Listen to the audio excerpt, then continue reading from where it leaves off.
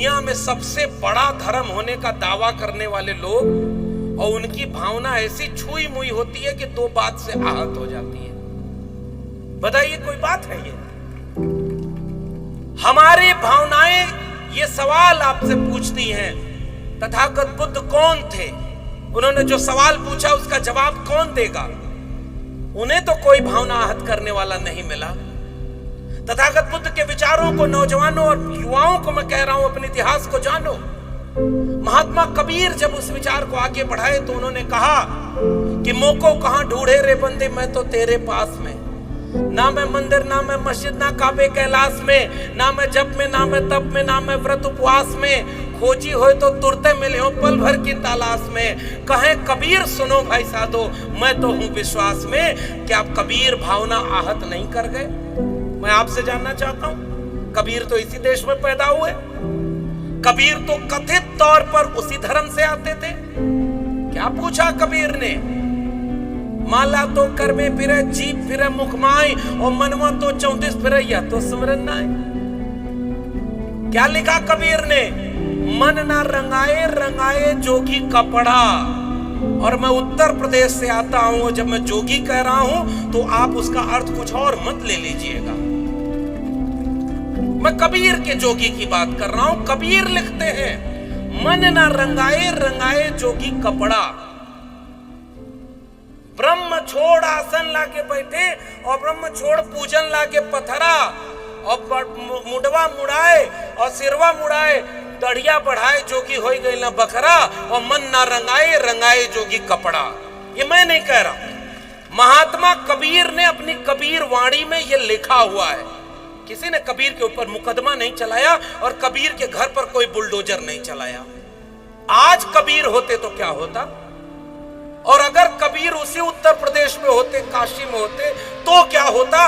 उनके घर पे 4-6 बार बुलडोजर और 8-10 मुकदमे में कबीर जेल में होते, या कोई लिंचिंग कर देता कि तुमने हमारी भावना को आहत कर दी। क्या यही भारत बनाने के लिए महात्मा बुद्ध से लेकर महात्मा कबीर ने, महात्मा रविदास ने, तथागत बुद्ध के विचारों को आगे बढ़ाने वाले फूले, अंबेडकर, पेरियार ने इसी भारत का सपना देखा था, जिसमें धर्म के नाम पर दंगा कराया जाएगा और विवेक शून्य कर दिया जाएगा? सोचो मत, अंधभक्ति करो। और अंधभक्ति करने के लिए तैयार क्या किया जा रहा है? हलवा खाने वाले मनुष्यों को कहा जा रहा है गोबर खाओ। ये आपका नया भारत बनाया जा रहा है। देखिए कि नहीं बालाघाट वालों, वो वीडियो देखिए कि नहीं? एक नौजवान रोटी लेके आता है, हम लोग सैंडविच बनाते हैं तो मेयोनीज लगाते हैं, अब वो गोबर लगा करके बढ़िया अपना खा रहा है। हमको कोई दिक्कत नहीं, पाव भर गोबर खाओ या 1 किलो गोबर खाओ, हमको कोई दिक्कत नहीं। खुद खाओ, अपने घर वालों को खिलाओ। लेकिन हम इंसान बनना चाहते हैं, क्योंकि जिस गाय का गोबर तुम खाते हो, उस गोबर को गाय का बछड़ा भी नहीं खाता, वो गाय का दूध पीता है भाई। इसलिए इसमें कोई भावना तो आहत नहीं होगी। हम इस देश को गोबर वाला देश नहीं बनने देंगे। हम कहेंगे कि हलवा खाओ, पानी पियो, अच्छा खाओ, अच्छा पहनो, अच्छा सोचो और अच्छे इंसान बनो। इसके लिए हम बुद्ध के विचारों को इस देश में आगे बढ़ाना चाहते हैं। और इस देश में शासन करने वाले नेता चाहते हैं कि आप पाखंडी बन जाओ, अंधविश्वासी बन जाओ। इस अंधविश्वास और पाखंड का धर्म से कोई रिश्ता नहीं है। ये मेरी बात को नोट कर लीजिएगा। धर्म दिल में है, जिसके लिए कबीर ने कहा था कि कस्तूरी कुंडल बसे और मृग ढूंढे बनमाए, ऐसे घट घट राम है दुनिया देखे नाए। केवल धर्म की बात नेता इसलिए करता है जो कि आपको लड़ाए वो आपस में। हिंदू को मुसलमान से रोज लड़ाओ, गरीब को अमीर से लड़ा दो, पुरुष का हक में खाते रहे, महिलाओं को कुछ मत दो। ये तो इस देश में हजारों साल से रहा। क्या इस देश में बंटवारा नहीं था क्या? इस देश में बाबा साहब अंबेडकर, पुरानी बात छोड़ देता हूं, बाबा साहब भीमराव अंबेडकर जब स्कूल में पढ़ने गए तो वो कौन लोग थे जिन्होंने कहा था कि तुम्हारी जाति अछूत है और तुम्हें शिक्षा नहीं मिलेगी, और स्कूल से बाहर बिठा दिया? मैं जानना चाहता हूं क्या वो दूसरे धर्म के लोग थे? इस सवाल का जवाब कौन पूछेगा? और हमारे दलित पिछड़े आजकल डर गए हैं कि सही सवाल भी नहीं पूछ पाते।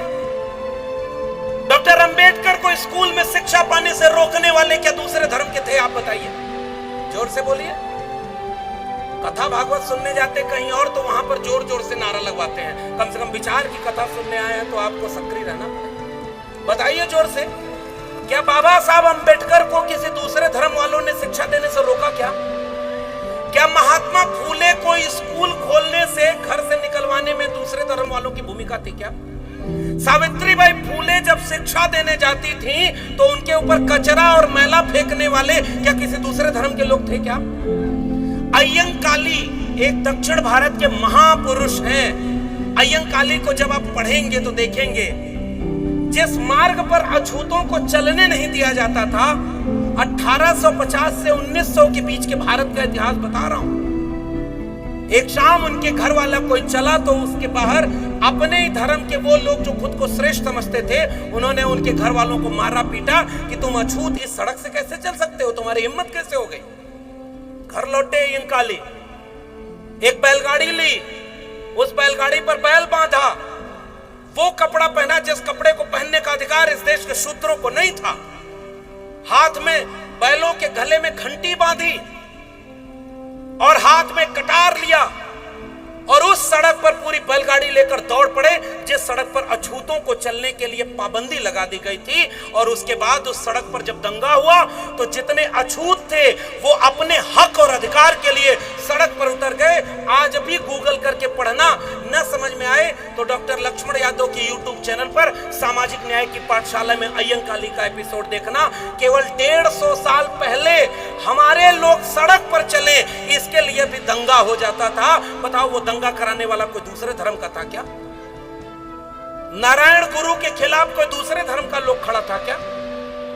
ये सवाल मेरा आपसे है कि इसी देश में जब इंसान को इंसान से बांटा गया तो जिन्होंने इंसान को इंसान से मिलाया, उस फूले, अंबेडकर, पेरियार के सपनों का भारत बनाने वाले हम लोग धर्म के दंगे की राजनीति नहीं करना चाहते। इंसान को इंसान के बराबर बनने वाले विचारों का ये बौद्ध मैत्री सम्मेलन है, उसकी बात करेंगे और सांप्रदायिकता की आग को इस देश में फैलने नहीं देंगे। बाबा साहब अंबेडकर तो विदेश गए पढ़ने, यहां रोका तो फेलोशिप मिली, विदेश गए पढ़ने। विदेश से जब भारत लौटे 32 डिग्री डॉक्टर भीमराव अंबेडकर लेकर लौटे थे। 4 पीएचडी, मैं अकेला 1 पीएचडी कर पाया। डॉक्टर अंबेडकर 4 पीएचडी किए थे, 32 डिग्री लेकर लौटे थे और एक भी फर्जी डिग्री नहीं थी, सारी ओरिजिनल डिग्री बाबा साहब अंबेडकर की थी, एक भी फर्जी डिग्री नहीं थी। क्या हुआ उनके साथ? 10 दिन नौकरी कर पाए थे डॉक्टर भीमराव अंबेडकर सयाजी बाग बड़ोदरा में, क्योंकि जब नौकरी करने बैठे अफसर बनकर तो उनको फाइल फेंक कर दिया जाता था कि तुम अछूत हो, तुम हमारे बॉस कैसे बन जाओगे? पानी पीना है, मटका अलग रखा हुआ है।